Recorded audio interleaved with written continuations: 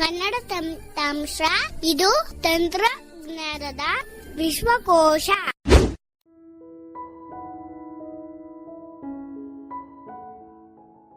ಕನ್ನಡ ತಂತ್ರಾಂಶ ಯೂಟ್ಯೂಬ್ ವಾಹಿನಿಯ ವೀಕ್ಷಕರಿಗೆಲ್ಲ ಮಕರ ಸಂಕ್ರಾಂತಿ ಹಬ್ಬದ ಹಾರ್ದಿಕ ಶುಭಾಶಯಗಳು. ಈ ಹಬ್ಬದ ಸಂದರ್ಭದಲ್ಲಿ ನಾವು ಕನ್ನಡ ತಂತ್ರಾಂಶದ ವತಿಯಿಂದ ಒಂದು ಹೊಸ ಸರಣಿಯನ್ನ ಕೊಡುಗೆಯಾಗಿ ನೀಡುತ್ತಾ ಇದ್ದೇವೆ.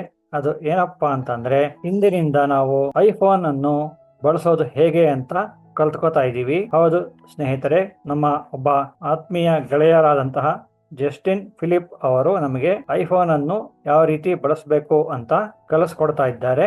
ಐಫೋನ್ ನಲ್ಲಿ ಕೂಡ ಆಕ್ಸೆಸಿಬಿಲಿಟಿ ತುಂಬಾ ಚೆನ್ನಾಗಿದೆ ಅಂತ ಎಲ್ಲರೂ ಹೇಳ್ತಾರೆ. ಹಾಗಾಗಿ ನಾವು ಐಫೋನ್ ನಲ್ಲೂ ಕೂಡ ಏನೇನ್ ಫೀಚರ್ಸ್ ಇದೆ ಅಂತ ತಿಳ್ಕೊಳ್ಳೋಣ. ಹಾಗೆ ನಮ್ಮ ಆಂಡ್ರಾಯ್ಡ್ ಅಲ್ಲಿ ಏನೇನ್ ಫೀಚರ್ಸ್ ಇದೆ ಅಂತ ನಮಗೆ ಈಗಾಗಲೇ ಗೊತ್ತಿದೆ.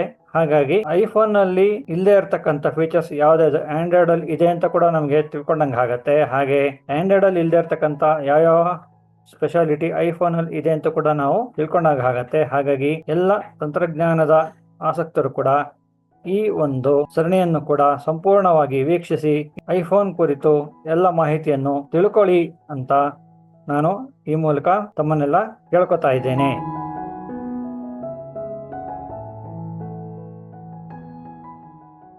ಕನ್ನಡ ತಂತ್ರಾಂಶ ಕೇಳುಗರಿಗೆ ನನ್ನ ನಮಸ್ಕಾರಗಳು, ಹೊಸ ವರ್ಷದ ಶುಭಾಶಯಗಳು ಕೂಡ.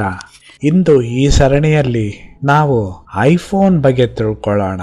2023ರಲ್ಲಿ ನಮ್ಮ ಭಾರತ ದೇಶದಲ್ಲಿ ಅತಿ ಮಾರಾಟವಾದ ಫೋನ್ ಯಾವುದು ಗೊತ್ತೇ? ನಂಬಲಿಕ್ಕೆ ಅಸಾಧ್ಯ, ಬಟ್ ಅದು ಐಫೋನ್ ಆಗಿತ್ತು. 2ನೇ ಸ್ಥಾನದಲ್ಲಿ ಸ್ಯಾಮ್ಸಂಗ್, 3ನೇ ಸ್ಥಾನದಲ್ಲಿ ಚೈನೀಸ್ ಕಂಪನಿಗಳ ಫೋನ್ಗಳಾಗಿತ್ತು. 2024ರ ಸ್ಟ್ಯಾಟಿಸ್ಟಿಕ್ಸ್ ಇನ್ನೂ ಬಂದಿಲ್ಲ, ಸೊ ನಮಗದು ಗೊತ್ತಿಲ್ಲ. ಆದರೂ ಐಫೋನ್ ಬಗ್ಗೆ ತಿಳಿಸ್ಕೊಡ್ಬೇಕು ಅಂತ ಒಂದು ಕೋರಿಕೆ ಬಂದದ್ದರಿಂದ ನಾನು ಐಫೋನ್ ಬಳಸುವುದರಿಂದ ನನ್ನನ್ನು ಅವರು ಕೇಳಿಕೊಂಡ್ರು. ಸೊ ಐಫೋನ್ ಕಲಿಕೆಗೆ ಸ್ವಾಗತ. 2007 ಜನವರಿ 9ರಂದು ಐಫೋನ್ ವಿಶ್ವದಲ್ಲಿ ಕಾಲಿಟ್ಟಿತು. ಸ್ಟೀವ್ ಜಾಬ್ಸ್ ಅವರು ಐಫೋನನ್ನು ಬಿಡುಗಡೆ ಮಾಡಿದ್ರು. ಯೂಟ್ಯೂಬ್ ವಿಡಿಯೋ ಬೇಕಾದರೆ ಸಿಗತ್ತೆ, ಹುಡುಕಿದ್ರೆ. ಅಷ್ಟರವರೆಗೆ ನಾವೆಲ್ಲ ಕೀಪ್ಯಾಡ್ ಫೋನ್ಗಳನ್ನು ಬಳಸ್ತಾ ಇದ್ವಿ. ನೋಕಿಯಾದ ಸಿಂಬಿಯನ್ ಸಿಸ್ಟಮ್ ಅಲ್ಲಿ ಹಳೆ ಫೋನ್ಗಳೆಲ್ಲ ಕೆಲಸ ಮಾಡ್ತಾ ಇತ್ತು. ಮೊದಲನೆಯ smart phone, touch based smart phone iPhone ಆಗಿತ್ತು. ಸೊ ಜನವರಿ 9, 2007. ಮುಂದಿನ ವರ್ಷ ಐಫೋನ್ 2 ಬಿಡುಗಡೆ ಮಾಡಿದ್ರು. ಮತ್ತೆ ಜೂನ್ 19, 2009 ಐಫೋನ್ 3GS ಅಂತ ಬಿಡುಗಡೆ ಮಾಡಿದ್ರು. ಇದರಲ್ಲಿ ನಮಗೆ ಮೊದಲನೇ ಬಾರಿಗೆ ಆಕ್ಸೆಸಿಬಿಲಿಟಿ ದೊರಕಿತ್ತು. ಅಷ್ಟರವರೆಗೂ ಐಫೋನ್ ಕೇವಲ ಸಾಮಾನ್ಯ ಜನರಿಗೆ ಮಾತ್ರ ಇತ್ತು, ನಮಗೆ ಯಾವ ರೀತಿಯಲ್ಲೂ ಆಕ್ಸೆಸಿಬಿಲಿಟಿ ಇರಲಿಲ್ಲ.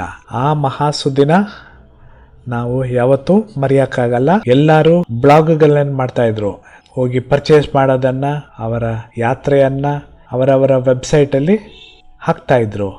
ಅಂದ ಹಾಗೆ ಯೂಟ್ಯೂಬು 2007ರಲ್ಲೇ ಲಾಂಚ್ ಆಗಿದ್ದು. ಈಗ ಅಫ್ಕೋರ್ಸ್ ಎಲ್ಲರೂ ಯೂಟ್ಯೂಬ್ನಲ್ಲೇ ಮಾಹಿತಿ ಹಂಚ್ತಾರೆ, ಬಟ್ ಆ ಕಾಲದಲ್ಲಿ ಅದಿನ್ನೂ ಪ್ರಸಿದ್ಧಿ ಆಗಿರಲಿಲ್ಲ. ಮುಂದಿನ ವರ್ಷಗಳಲ್ಲಿ iPhone 4, iPhone 4S, iPhone 5, 5S, 6, 6S, 7, iPhone 8 ಇವುಗಳನ್ನು ಬಿಟ್ರು. ಅಫ್ಕೋರ್ಸ್ ಇವುಗಳಲ್ಲಿ ಚಿಕ್ಕದಾದ ಮತ್ತು ದೊಡ್ಡದಾದ ಸೈಜುಗಳು ಇತ್ತು. 10ನೇ ವಾರ್ಷಿಕೋತ್ಸವ ಅಂದ್ರೆ 2017ಗೆ ಅವರು ಐಫೋನ್ 10 ಅನ್ನ ಬಿಟ್ರು. ಸೊ ಐಫೋನ್ 9 ಇರಲಿಲ್ಲ, ಕೇವಲ 10 ಜೊತೆ XR, ಐಫೋನ್ XR ಮತ್ತೆ XS ಅಂತ ಬಿಟ್ರು. ಸೊ ಈ 10ನಿಂದ ಫೇಸ್ ID ಸ್ಟಾರ್ಟ್ ಮಾಡಿದ್ರು. ಅಷ್ಟರವರೆಗೆ ಎಲ್ಲ ಫೋನ್ಗಳು ಕೇವಲ ಟಚ್ ID ಮಾತ್ರ ಇತ್ತು.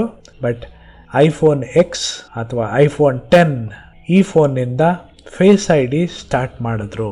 ಮುಂದಿನ ವರ್ಷಗಳಲ್ಲಿ ಐಫೋನ್ 11, ಐಫೋನ್ 12, 13, 14, 15 ಮತ್ತೆ ಲಾಸ್ಟ್ ಸೆಪ್ಟೆಂಬರಲ್ಲಿ ಐಫೋನ್ 16 ಬಿಡುಗಡೆ ಮಾಡಿದ್ರು. ಸೊ ಇವುಗಳಲ್ಲೆಲ್ಲ ಫೇಸ್ ID ಇದೆ. ಈತನ ಮಧ್ಯೆ ಒಂದು 3 ಬಜೆಟ್ ಫೋನ್ ಅನ್ನು ಆಪಲ್ ಅವರು ಬಿಡುಗಡೆ ಮಾಡಿದ್ರು. 2016 ಅಲ್ಲಿ SE1 ಸ್ಪೆಷಲ್ ಎಡಿಷನ್ 1 ಅಂತ ಬಿಟ್ರು. 2020 SE2 ಅಥವಾ SE 2020 ಅಂತಾನೂ ಕರೀತಾರೆ. ಹಾಗೂ 2022 ಅಲ್ಲಿ SE3 ಫೋನ್ಗಳನ್ನು ಬಿಟ್ಟಿದ್ದಾರೆ. ಇದು ಬಜೆಟ್ ಫೋನ್ ಆಗಿರುತ್ತೆ, ಟಚ್ ಪ್ಯಾಡ್ ಇರುತ್ತೆ, ಫೇಸ್ ID ಇಲ್ಲ ಇವುಗಳಿಗೆ. ಸೊ ನನ್ನ ಹತ್ರ SE 2020ನೇ ಇರೋದು. ಮಾರ್ಚ್ ಅಲ್ಲಿ SE4 ಬರುವ ಸಂಭವ ಇದೆ ಅಂತಾನೂ ಹೇಳ್ತಾರೆ. ಅದನ್ನ SE 16E ಅಂತಾನೂ ಕರೆಯೋ ಸಂಭವ ಇದೆ, ಯಾರಿಗೂ ಗೊತ್ತಿಲ್ಲ ಅದು. ಸೊ ಇಷ್ಟು ಐಫೋನಿನ ಒಂದು ಇತಿಹಾಸ. ಈಗ ಐಫೋನಿನ ವಿವರಣೆ ಹೇಗಿರುತ್ತೆ ಅಂತ ಹೇಳುವುದಾದ್ರೆ, ಟಾಪ್ ಲೆಫ್ಟ್ ಅಲ್ಲಿ ಒಂದು ಮ್ಯೂಟ್ ಅನ್ಮ್ಯೂಟ್ ಬಟನ್ ಇರುತ್ತೆ. ಕೆಳಗೆ ಪ್ರೆಸ್ ಮಾಡಿದ್ರೆ ಮ್ಯೂಟ್ ಆಗತ್ತೆ, ಅದನ್ನು ಮೇಲಕ್ಕೆತ್ತಿದ್ರೆ ಅನ್ಮ್ಯೂಟ್ ಆಗತ್ತೆ. ಅದರ ಪಕ್ಕದಲ್ಲಿ ವಾಲ್ಯೂಮ್ ಅಪ್ ಮತ್ತೆ ಅದರ ಕೆಳಗೆ ವಾಲ್ಯೂಮ್ ಡೌನ್ ಬಟನ್ ಇರುತ್ತೆ. ಇದು ಫೋನಿನ ಎಡಭಾಗದಲ್ಲಿ. ಫೋನಿನ ಬಲಭಾಗದಲ್ಲಿ ಪವರ್ ಆಫ್ ಮತ್ತು ಆನ್ ಬಟನ್ ಇರುತ್ತೆ, ಒಂದೇ ಬಟನ್. 4 ಸೆಕೆಂಡ್ ಪ್ರೆಸ್ ಮಾಡಿದ್ರೆ ಪವರ್ ಆನ್ ಆಗುತ್ತೆ. ಸೊ ಈಗ ಪ್ರೆಸ್ ಮಾಡೋಣ, ನೋಡೋಣ ಎಷ್ಟೊತ್ತು ತಗೊಳುತ್ತೆ.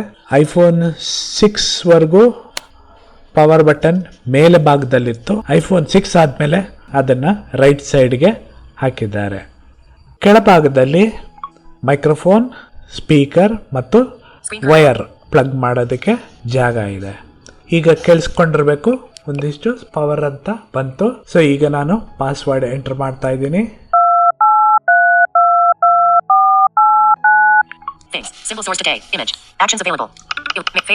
ಸೊ ಈ ರೀತಿ ನಾವು ಸ್ವಿಚ್ ಆನ್ ಮಾಡ್ಬೋದು. ಸುಮಾರು 4 ಸೆಕೆಂಡ್ ಪ್ರೆಸ್ ಮಾಡಿದ್ರೆ ಐಫೋನ್ ಆನ್ ಆಗುತ್ತೆ. ಆಫ್ ಮಾಡೋದು ಹೇಗೆ? ನಾವು ಪವರ್ ಬಟನ್ ಅನ್ನ ಒಂದ್ಸಲ ಪ್ರೆಸ್ ಮಾಡಿದ್ರೆ ಪವರ್ ಆಫ್ ಅಂತ ಕೇಳಿಸಿರ್ಬೇಕು. ಇದನ್ನ ಮೇಲೆ ಡಬಲ್ ಟ್ಯಾಪ್ ಮಾಡಿದ್ರೆ ಪವರ್ ಆಫ್ ಆಗತ್ತೆ. ಇದು ಒಂದು ವಿಧಾನವಾದರೆ ಸಿರಿಯನ್ನ ಬಳಸಿ ಟರ್ನ್ ಆಫ್ ಕೂಡ ಮಾಡಬಹುದು. Hey Siri, turn off the device. Just to confirm, you want to power off this device? Yes. So ಈ ರೀತಿ ಕೂಡ ನಾವು ಡಿವೈಸ್ ಅನ್ನ ಕ್ಲೋಸ್ ಮಾಡಬಹುದು. ಮುಂದೆ ಬರುವ ಸರಣಿಗಳಲ್ಲಿ ಫೋನ್ ಅನ್ನ ಹೇಗೆ ಬಳಸೋದು ಅಂತ ಹೇಳ್ಕೊಡ್ತೀನಿ. ಒಂದು ಎಚ್ಚರಿಕೆ ಏನಂದರೆ, ಸಾಫ್ಟ್ವೇರ್ ಆಗಾಗ ಚೇಂಜ್ ಆಗ್ತಾ ಇರುತ್ತೆ. ನಾವಿಲ್ಲಿ ಮಾಡಿದ ರೆಕಾರ್ಡಿಂಗು ಮುಂದೆನೂ ಇದೇ ತರ ಇರುತ್ತೆ ಅಂತ ಹೇಳಕ್ಕಾಗಲ್ಲ, ಚೇಂಜಸ್ ಆಗ್ತಾ ಇರುತ್ತೆ. ನಿಮಗೆ ಗೊತ್ತಿದೆ ಸಾಫ್ಟ್ವೇರ್ ಹೇಗೆ ಬದಲಾಗ್ತಾ ಇರುತ್ತೆ. ಸೊ ಜಸ್ಚರ್ ಚೇಂಜ್ ಆಗ್ಬೋದು, ಕೆಲವು ಫಂಕ್ಷನಾಲಿಟಿನೂ ಚೇಂಜ್ ಆಗ್ಬೋದು. ಈಗಿನ ಕಾಲಕ್ಕೆ ಇದು ಸರಿ ಇದೆ, ಬಟ್ ಮುಂದೆ ಏನಾಗುತ್ತೋ ಗೊತ್ತಿಲ್ಲ. ಮುಂದಿನ ಸರಣಿಯಲ್ಲಿ ಇನ್ನಷ್ಟು ಮಾಹಿತಿ ಪಡೆಯೋಣ. ಧನ್ಯವಾದಗಳು. ಈ ವಿಡಿಯೋ ನಿಮಗೆ ಇಷ್ಟವಾಯಿತೆ? ಹಾಗಾದರೆ ಲೈಕ್ ಮಾಡಿ, ನಿಮ್ಮ ಅಭಿಪ್ರಾಯಗಳನ್ನು ಹಾಗೂ ಸಲಹೆಗಳನ್ನು ಕಮೆಂಟ್ ಮೂಲಕ ತಿಳಿಸಿ. ನಮ್ಮ ಕನ್ನಡ ತಂತ್ರಾಂಶ ವಾಹಿನಿಗೆ ಮರೆಯದೆ ಸಬ್ಸ್ಕ್ರೈಬ್ ಮಾಡಿ, ವಿಡಿಯೋಗಳನ್ನು ನಿಮ್ಮ ಸ್ನೇಹಿತರ ಜೊತೆಗೆ ಹಂಚಿಕೊಳ್ಳಿ. ವಿಡಿಯೋದ ಡಿಸ್ಕ್ರಿಪ್ಷನ್ನಲ್ಲಿರುವ ಕನ್ನಡ ತಂತ್ರಾಂಶ ವಾಟ್ಸ್ಆಪ್ ಕಮ್ಯುನಿಟಿಯ ಲಿಂಕ್ ಹಾಗೂ KT apps and software Telegram ಚಾನೆಲ್ನ ಲಿಂಕ್ ಮೂಲಕ ನೀವು ಸದಸ್ಯರಾಗಿ ಸೇರಿಕೊಂಡು ಉಪಯುಕ್ತ ಮಾಹಿತಿ ಹಾಗೂ ತಂತ್ರಾಂಶಗಳನ್ನು ಸುಲಭವಾಗಿ ಪಡೆದುಕೊಳ್ಳಿ.